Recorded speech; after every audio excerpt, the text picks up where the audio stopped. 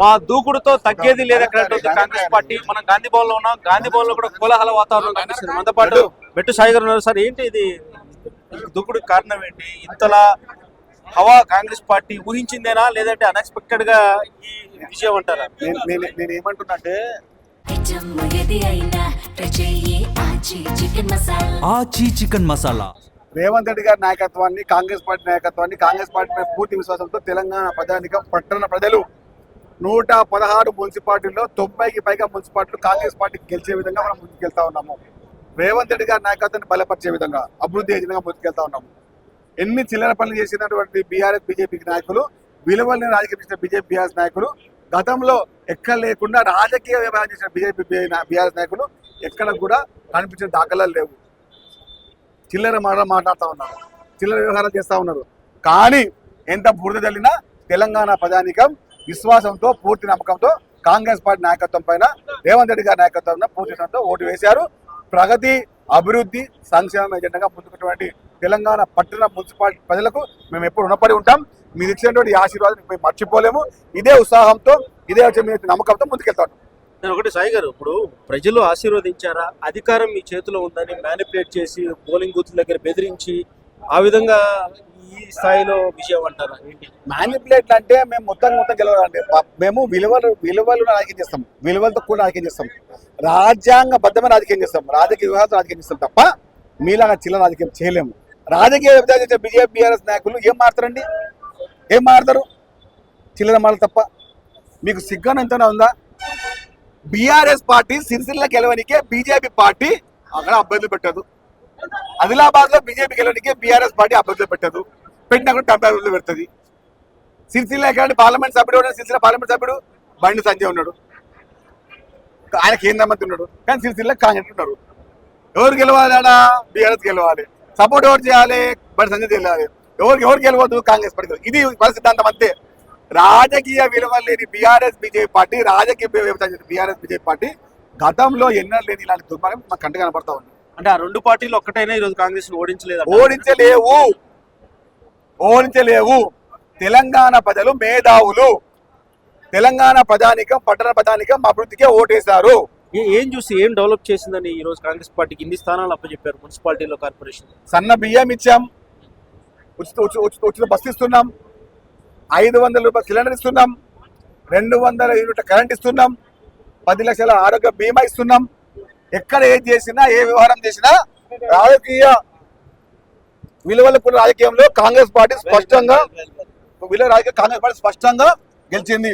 రేవంత్ రెడ్డి గారి నాయకత్వాన్ని, కాంగ్రెస్ పార్టీ నాయకత్వాన్ని, మహేష్ కుమార్ గారి నాయకత్వాన్ని బలపరిచే విధంగా తెలంగాణ పట్టణ ప్రజానికం ఓటర్లు స్పష్టంగా, సంపూర్ణంగా, పరిపూర్ణంగా కాంగ్రెస్ పార్టీ నాయకత్వాన్ని, కాంగ్రెస్ పార్టీ చేసే అభివృద్ధి పని ఓటేశారు.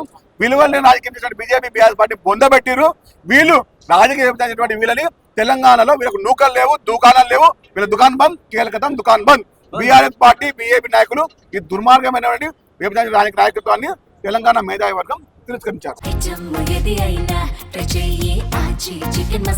ఆచి చికెన్ మసాలా. సార్, ఫైనల్ గా సాయి గారు, ఇప్పుడు మీరన్నట్టుగా సన్న బియ్యం, ఉచిత బస్సు ఇవన్నీ ఇవొకెత్తైతే ఫోన్ ట్యాపింగ్ కానీ, ఏదైతే ఇతర కేసుల్లో ప్రతిపక్షాన్ని ఇరికించడం కానీ, ఇవన్నీ కొంత వర్కౌట్ అయ్యాయా మీకు? ఫోన్ ట్యాపింగ్ చేసింది మేము కదండి.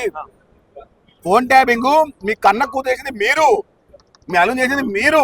బీఆర్ఎస్ పార్టీ వాళ్ళ బీఆర్ఎస్ నాయకులు హరీష్ రావు ఫోన్ ట్యాపింగ్ చేశారు, కవిత ఫోన్ ట్యాపింగ్ చేశారు. కవిత భర్త ఫోన్ ట్యాపింగ్ ఎవరు చెప్పారు? మీరు కవిత గారే స్పష్టంగా ఆధార్లో కూడిన ప్రెస్ ప్రింట్ చెప్పడం. ఫోన్ ట్యాపింగ్ చేసినటువంటి దుర్మార్గులు ఎప్పుడు మాట్లాడుతున్నారా? ఎక్కడ కూడా ఇబ్బందికర రాజకీయ బీఆర్ఎస్ నాయకులారా, అసలు మీకు ఓట్లు అడిగే నైతే అర్హత లేదు. తెలంగాణ ప్రజలు రాజకీయ మేధావులు. యావత్ తెలంగాణ పట్టణ ప్రజలు 116 మున్సిపాలిటీల్లో 90కి పైగా మున్సిపాలిటీలు కాంగ్రెస్ పార్టీకి ఓటేసి అభివృద్ధి ఏజెండాగా ముందుకెళ్లారు. వాళ్ళకెప్పుడు కాంగ్రెస్ పార్టీ నాయకులు, కాంగ్రెస్ పార్టీ ప్రభుత్వం ఇప్పుడు రుణపడి ఉంటుంది. మీరు వేసిన ఓటు ఓటు వృధా కాకుండా అభివృద్ధిని మీ ఇంటికి, మీ గడపకి, సంక్షేమాన్ని మీ ఇంటికి, మీ కుటుంబానికి ఇచ్చే విధంగా మేము కృషి చేస్తూనే ఉంటాం, మేము పనిచేస్తూనే ఉంటాం. ఎన్ని దుర్మార్గాలు మాట్లాడినా, పేపర్ ఉంది కదా, న్యూస్ ఉంది కదా, ఫేస్బుక్ ఉంది కదా, ట్విట్టర్ ఉంది అని చెప్పి ఎన్ని పత్రాలు చేసినా కూడా తెలంగాణ ప్రజానికం సంపూర్ణంగా, పరిపూర్ణంగా రేవంత్ రెడ్డి గారి నాయకత్వానికి, కాంగ్రెస్ పార్టీ నాయకత్వానికి, మహేష్ కుమార్ గారి నాయకత్వానికి ఓటు వేసి వచ్చే 10 సంవత్సరాలు కూడా కాంగ్రెస్ పార్టీ ఉండే విధంగా సంక్షేమమే అజెండాగా ముందుకెళ్ళినటువంటి రేవంత్ రెడ్డి గారిని ఇంటి పెద్ద కొడుకు ఆశీర్వదించేందుకు సంక్షేమాన్ని వారికి గుర్తించినందుకు మేము ఇప్పుడు రుణపడి ఉంటాం. రాజకీయం కాంగ్రెస్ పార్టీ కొత్త కాదు, అధికారం కాంగ్రెస్ పార్టీ కొత్త కాదు, ఎన్నికలు కాంగ్రెస్ పార్టీ కొత్త కాదు. 2023 అసెంబ్లీ ఎన్నికలు, 2024 పార్లమెంట్ ఎన్నికలు, 2 బై ఎలక్షన్ ఎన్నికలు, ఇప్పుడు సర్పంచ్ ఎన్నికలు, ఈ రోజు వచ్చినటువంటి మున్సిపల్ ఎన్నికలు, రేపు వచ్చే జిల్లా పరిషత్ ఎన్నికలు, ఆ పైన వచ్చే జీఎస్ఎంసీ ఎన్నికలు ఏదైనా ఒకటే రిపీట్ అవుతుంది. వచ్చే 10 సంవత్సరాలు రేవంత్ రెడ్డి గారి నాయకత్వాన్ని, కాంగ్రెస్ పార్టీ ప్రభుత్వాన్ని తెలంగాణలో 10 గ్రామాల్లో, 10 వార్డుల్లో, 10 ఇంటిలో, 10 ఇంటి పైన 10 కుటుంబాన్ని చేకూర్చే విధంగా 10 కాంగ్రెస్ పార్టీ కార్యకర్త పనిచేస్తా ఉన్నాడు. ఇది కాంగ్రెస్ పార్టీ ప్రజానికం యొక్క అంకితం. ఈ తెలంగాణ పట్టణ ప్రజలకు ఈ విజయం అంకితం. ఇచ్చిన ప్రతి ఓటుకి ఎక్కడ కూడా వృధా పోకుండా అభివృద్ధిని మీ ఇంటికి, మీ కడపకు చేసే విధంగా మేము కృషి చేస్తూ ఉంటాం. మీ ఆశీర్వాదము నిలువెల్లలా తెలంగాణ 4 కోట్ల ప్రజల ఆశీర్వాదము కాంగ్రెస్ పార్టీ పైన ఉంది. కాంగ్రెస్ పార్టీ నాయకులందరూ మీ ఇంటికి వచ్చి సంక్షేమానికి 10 కుటుంబానికి ఇస్తాం. ఇది కాంగ్రెస్ పార్టీ అట్లా రేవంత్ రెడ్డి గారు ఆశించారు, మేము పాటిస్తాం. చూస్తున్నాం కదా కాంగ్రెస్ పార్టీ నాయకుల్లో జోష్. ఎన్నికలు ఏదైనా ఇదే తరహా విజయం రిపీట్ అవుతుందంటున్నారు కాంగ్రెస్ పార్టీ నాయకులు. మెట్టు సాయి, శేషు విదేశం, గాంధీ భవన్, హైదరాబాద్.